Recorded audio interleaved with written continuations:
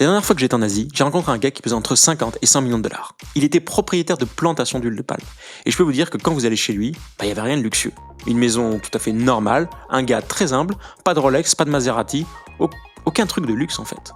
Et je me suis dit, mais pourquoi ces gars-là qui pèsent autant, finalement vivent de manière assez pauvre en fait?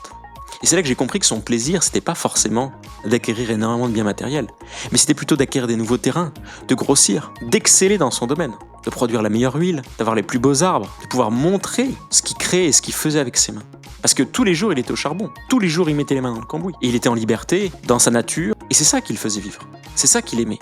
C'est ça dont il parlait toute la journée. Il était fier de nous montrer ses plantations. Et est-ce qu'au final, c'est pas ça en tant qu'entrepreneur qu'on veut achever? Avoir de l'argent pour aller créer des choses encore plus belles, encore plus grandes, des choses qui nous animent, ce pourquoi on se lève tous les matins. Que vous soyez d'accord ou pas avec cette façon de voir les choses, dites-le moi en commentaire.